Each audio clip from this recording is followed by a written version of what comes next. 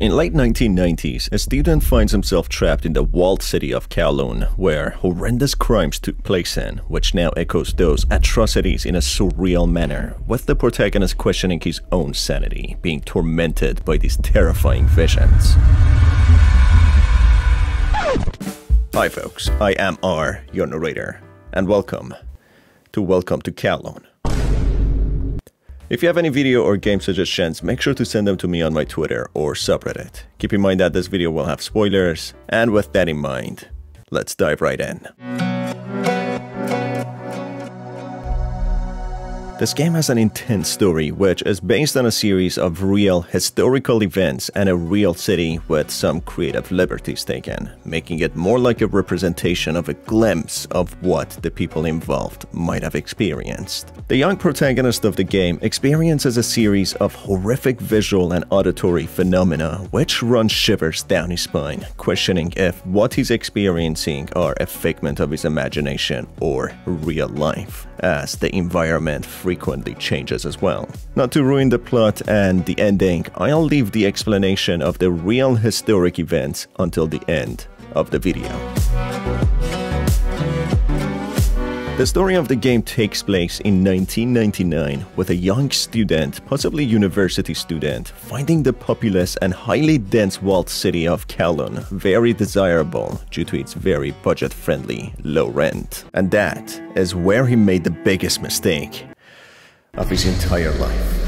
The Kowloon walled city has had a complex history, with British colonials claiming ownership of it, with China later reclaiming it, but with restrictions on its jurisdiction practice set by the British, which led to it becoming a lawless enclave city of its own, with lack of government authority over it, making it a cesspool of crime and violence led by the gangs such as Triad. This later in the 70s declines, with more and more police raids weakening the power of the gangs, but despite reclaiming jurisdiction, the city remains overly populated with unlicensed doctors and dentists practicing, knowing they wouldn't be prosecuted and crime still taking place. Imagine a dystopian city filled with overshadowing buildings built right next to each other, restricting emission of natural light to the lower parts of the city, which leads to actual fluorescent lights being constantly turned on in order to light the narrow alleys and pathways. This is exactly what Kowloon City looked like in real life, where the residents of the densely populated 14 stories high buildings and ground huts suffered every day due to poverty, lack of amenities, and authorities being present. Despite the worst quality of life present within the enclave city of Kowloon, the young protagonist seems to care more about finance as if he has no other choice. The game is very beautifully designed, capturing the essence of the city and the horrendous conditions of it, where many huts and alleyways, including balconies, are covered with metallic roof sheets, which could be an indication of leaky, neglected roofs, or even worse, trash and other fluids thrown from the higher floors, making it a cesspool of disease and neglect. The student doesn't care much and dismisses all the trash piled up inside the building corridors and the dizzying stench that would give the worst types of headaches. This is coupled with the leaking old pipes which leak all sort of fluids and gas. He keeps on thinking, this won't be forever. Comfort never comes before some hardship. Getting to the apartment on the 4th floor, a note left by the landlady reads that she's not home and she's left a spare key for the protagonist in the store downstairs. As he collects the key, he also picks up some dog food for the sleeping hungry dog in the corridors. As soon as he gets into the apartment, the terrible sight of flies buzzing around the lamps, exposed wiring and pipes with water dripping on the floor catches the protagonist off guard, not being prepared for such horrendous conditions even knowing very well about the city. After entering his room, he finds a note left behind by someone who seems to have been the previous tenant. I'm scared. I want to go home. The old woman's gone crazy. I haven't been able to go out for a long time. This heavily concerns the protagonist, but he doesn't let it get under his skin too much, as he doesn't want to let this fantastic deal slip away, as he would never find such a good budget-friendly deal anywhere. I know, cliche writing. Why all the heroes in the stories have to be so damn daft, but don't judge our protagonist just yet, so quickly. He actually gets concerned about the letter, yet tries to stay positive, but regardless, he goes to check the main door. To his surprise, he finds it to be locked by a padlock, which doubles down for him. He then goes on to check on the landlady, thinking that she's home now, so he can get some closure and understanding to why she would lock the door with a padlock. Just as she knocks on the door of the landlady, a note is slipped under the door gap, ordering the protagonist not to go out at night. And not in a nice, caring manner, but more in a sense of the landlady would whoop him if he does so. So at this point, the protagonist has seen enough and decides to leave, as apparently third time was the charm. I told you not to judge the protagonist so quickly. Unlike majority of the main characters, he was actually quite sensible and knew when they crossed the line. This honestly makes me so happy. I'm proud. Just to make it easier for myself and for you guys who are tired of me saying protagonist over and over, I will name the protagonist non-canonically Jimmy. As Jimmy tries to find a way out, he is jump-scared by the landlady who looks like a walking corpse, which leads to a series of paranormal events of things I can't show you, as otherwise the video would get demonetized. But I can tell you, he finds human body parts and corpses who are badly mutilated, which at first made me think the landlady must be a serial killer or a cannibal. But trust me, the story gets even more convoluted and twisted than this. Jimmy, after encountering some more paranormal events, soon finds another note in the neighboring apartment, as if written by a completely different person. Things have been weird in town lately. I have to finish the renovations and move out soon. So it seems as if some sort of mania was spread throughout the city as some sort of an outbreak, affecting many of the people within the walled city. The appearing and vanishing entities alongside the ever-changing environment makes Jimmy think he's trapped in some sort of a weird nightmare, or at least a surreal paranormal loop, as that's the best way anyone could explain it. Managing to finally find the way out, going to the corridors which are completely transformed now, Jimmy gets attacked by a man with scarred satanic symbolism on his body, whom he manages to evade by running away from. The crazed man then suddenly disappears, making this encounter even more strange, as if it's all happening within Jimmy's head. Poor Jimmy, trembling and barely catching his gasping breaths, regretting his decision of ever stepping foot in this god-forsaken cursed place, reaches a barricaded doorway, getting a glimpse of a writing on the wall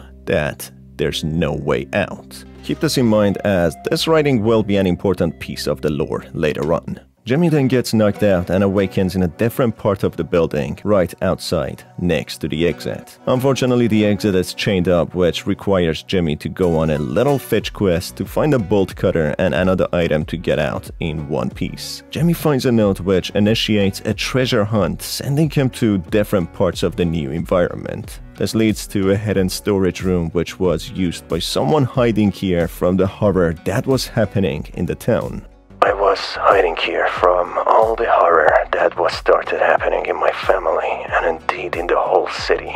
It's good that not a single living soul is left in Kowloon. This horrifying revelation makes Jimmy start panicking, as there was a person in the balcony staring at him while outside the storage room, which means whatever he's experiencing is not real and just delusion or paranormal. According to this letter and a few prior to it, many strange occurrences were happening in the city, which led to many people suffering from mania and caused them to lose their sanity. Another note corresponds with this, with it being found in another apartment. The author writes about how everyone has gone insane, his daughter has run away from home, and his wife has been acting strange, not leaving the bathtub for 3 days straight. He also complained about a strange gas leak from his apartment pipes, something he says wasn't there until a specific person paid them a visit. Who would this strange person be, and what has happened in this town, driving everyone into insanity? More and more writings reveal that the government started evicting people, with many refusing to move as they wouldn't find affordable housing anywhere else. Many of the residents suspect that the government is trying to kill the people in a desperate attempt to demolish the city and build it anew, wiping the city out of history and whatever happened in the past. as it's been dubbed the worst city. That's when Jimmy cuts the chains to leave, coming across a surreal sight of mutilated corpses praying, banging their heads against the walls, and being out of their minds, as if in a symbolic way depicting the horror of residents of the city to what they had to endure and experience, slowly deteriorating and fading away. The ones praying display how many leaned towards their religion to seek some refuge, as the direction of their lives was out of their control, with suspicious activities making their mental health deteriorate even further. As Jimmy, being horrified seeing these poor souls being trapped in the city, begging for mercy and help, he leaves the confines of the inn cave, rushing to his car, leaving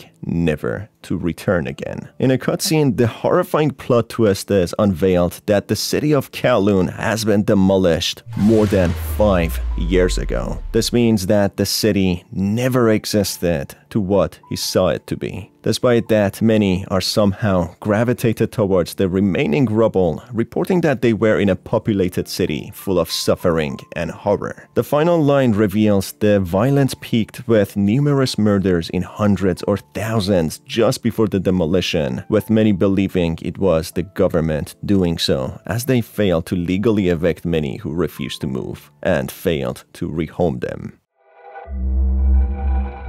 Throughout the game, we see multiple letters and writings implying in telltale signs that the government had a hand in murdering many residents to make the eviction process easier, as many refused to move. This correlates with a fire that broke out in the walled city of Kowloon in the real life, which many also theorize to have been the tampering of the authorities. One of the letters within the game mentions how someone visited a family which suddenly started a gas leak on a pipe, with the man's family falling apart. So this mysterious person could be no other than a member of the authorities who tampered with the plumbing, making it easier for the house to catch on fire. There are also implications that the water system of the residents within the city were spiked with hallucinogenics such as LSD, similarly to the Project MKUltra, which made the city go into a state of anarchy and chaos, with many losing their minds. Therefore, the paranormal phenomena of Jimmy and many others reporting to see the city in its densely populated state could be the result of the resentful and angered souls of the victims lingering, still being trapped, as they could never leave this place. And also a clue that it's all happening within the visitors' minds is that many of the pipes were still leaking gas, so that could cause the visitors get lightheaded and suffer from paranoia and visual and auditory hallucinations. And that is it for the end of this video, folks. What are your thoughts and opinions about the game? Are you a fan of atmospheric games? If you are easily scared by them, I don't recommend this because it kind of scared the hell out of me. And that's the nicest way I can say it. Either way, if you enjoyed the video, you can stay tuned for more by hitting on the subscribe button and the notification bell. It's been your host R, and I will see you on the next one. Have a fantastic day.